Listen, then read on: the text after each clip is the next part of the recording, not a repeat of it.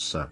This is Inspire 2016 with your weekly tarot reading for the week commencing the 28th of October until the 4th of November 2019. The first card for you is representing, how do you feel about yourself? Your card is the Queen of Wands. You have to be bold and courageous in your undertakings and actions. Your creative energies are high and you have a good sense of your life direction. You are highly optimistic, confident and full of ideas that you are ready to implement and share with others.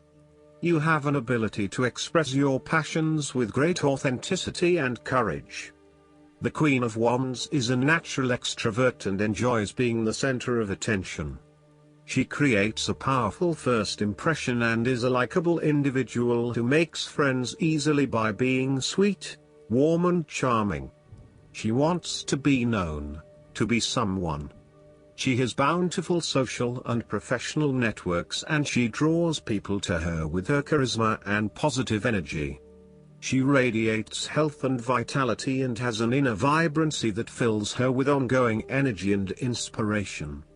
This queen is a natural-born, intelligent leader who actively inspires others. She can be quite the mover and shaker, influencing others through her vision, courage and determination. She instills confidence within you and gives you the power and self-assurance that you can achieve anything that you set your mind to. The negative side to the Queen of Wands is that she can sometimes be stubborn, particularly if she pursues an ambition or goal for too long and burns herself out in the process. Even the Queen of Wands is not invincible, even if she thinks she is. At times, she may also be deceptive, overbearing, irritable, righteous and even tyrannical, particularly if you get on her bad side. She also has a fiery, passionate personality with a quick temper. She may be known to get all worked up, yell and scream, and then give you a hug, all within the space of an hour. The second card for you is representing, what do you want most right now? Your card is the Seven of Pentacles. What do you want most right now is investing your time and energy for the maximum output. You do not want to keep putting your heart and soul into something if you are not getting the rewards for it, and no doubt, you have started to see that there are some areas in your life that are just become energy sappers but without the reward. If you have been working extra hard or putting in extra effort into something, it will finally pay off. Your effort will definitely be worth it and you will see the results and rewards for your labor. You may have been working on something quite challenging and important for the last few months, and this is likely to come to a culmination. You are likely to see financial or other tangible rewards for all of your hard work. You might have been laboring away at something important and you may be starting to feel concerned that you will never be rewarded for your efforts. Be patient and appreciate the progress you have made so far. If your hard work has not yet paid off as planned, remember that your expectations may be unreasonable. There are no guarantees. Be grateful, focus on the present and do what you can with what you have. The third card for you is representing your fears. Your card is the King of Pentacles. You may fear of commitment or a strong desire not to be committed to anyone. You may have thought you met the man of your dreams or your future husband in this person, but you have quickly come to realize that he is not what you are looking for. He may not be as reliable or dependable as initially thought, and instead he has become overly controlling, authoritative and possessive in your relationship with him. There is a man in your life who will do anything for money. He is impressed by other people's status and social position and will readily say yes to any requests from those above him. At the same time, he can be either a workaholic or an extremely lazy man who expects others to look after him financially. He may care only for his possessions, and uses other people to gain them. He may be someone who marries for money, leaving the person only when he has gone through all of their resources. The King of Pentacles can be highly rigid in his approach. So when this king shows up in a reading, look at your life. Are you feeling stuck in a rut? Having your feet on the ground is a good thing, but everybody needs to lighten up once in a while and stick their heads in the clouds, even if it is just for a breath of fresh air. The fourth card for you is representing what is going for you. Your card is the Seven of Swords.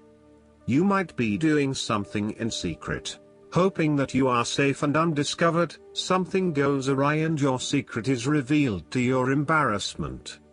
This card therefore urges caution when attempting to use cunning or deception to gain an advantage over someone or something else. There is no question that there are times in life when it is necessary to act shrewdly or do something in secret. Perhaps you had to think on your feet and act in a way that was not exactly all above board. Perhaps you had to go behind other people's backs in order to manifest your desires. Perhaps you felt like you needed to cheat or take the easy way out.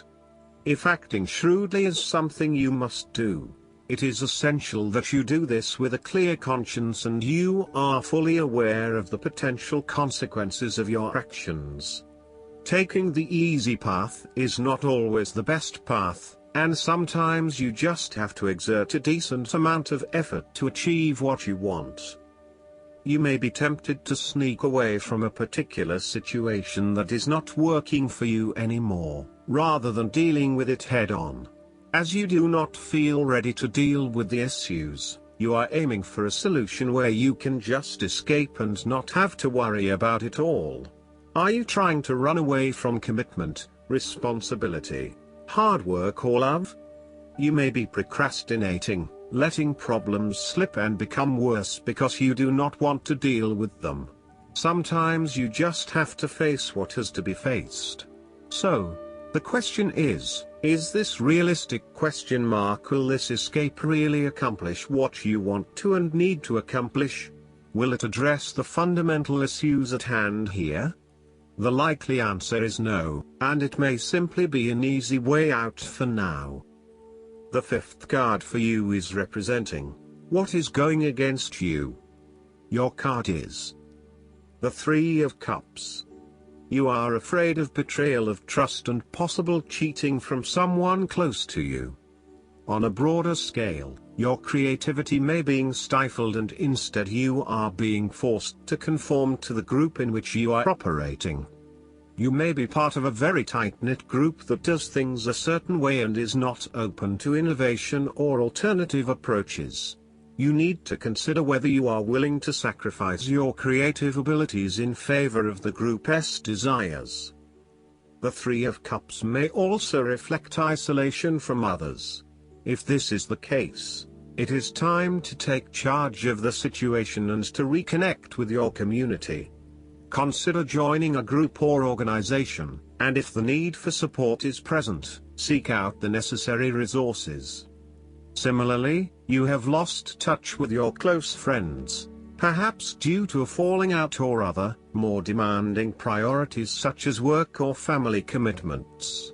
See this card as a reminder to reconnect with your friends, let your hair down and have a good time, without worrying too much about the consequences. On the other hand, the Three of Cups may indicate overindulgence in the party scene. You may be spending most nights out at bars and nightclubs, indulging in drugs and alcohol and throwing caution to the wind. You may also be in the work hard, play hard mindset, when what you need is greater balance in your life. Be mindful about the longer-term consequences of your actions and ask yourself whether this is indeed a sustainable lifestyle. Take a break from the social scene to regroup and get some much-needed sleep. The last card for you is representing the likely outcome that you may have. Your card is the Four of Cups. You are dissatisfied with the status quo.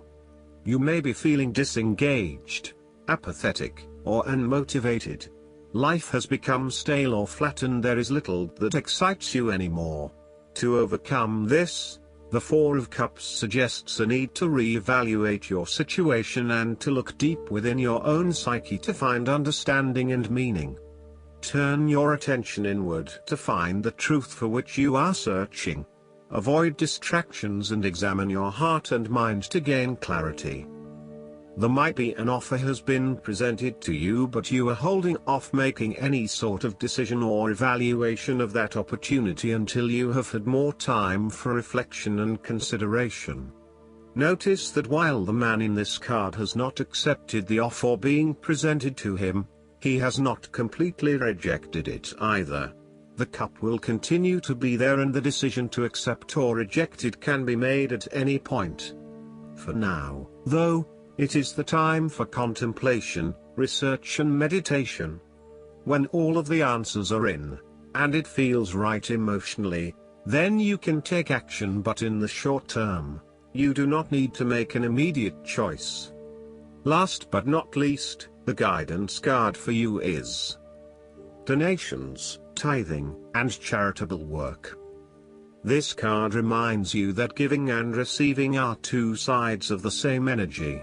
If you've felt stuck lately, as if your efforts aren't being rewarded, then it is time to reverse the energy flow.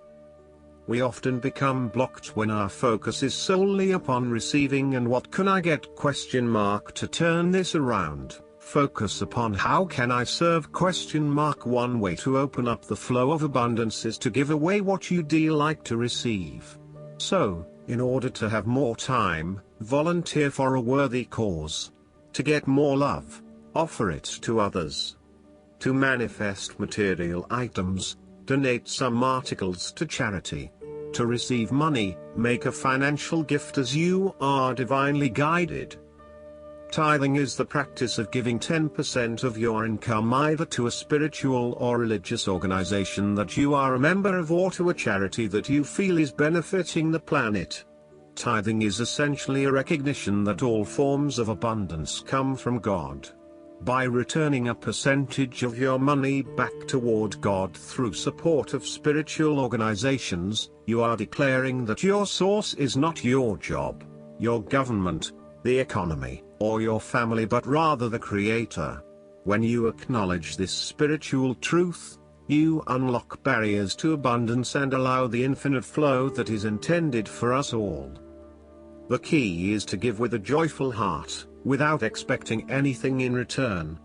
God and the universe will ensure that the energetic output is balanced in the best way, so you needn't worry about reciprocity. The more you reopen to giving and receiving, the steadier your flow of all forms of abundance. I hope that you enjoy everything, and if you like the reading, just please click subscribe and you will get instant notifications every time we publish a new video right to your YouTube. Thanks.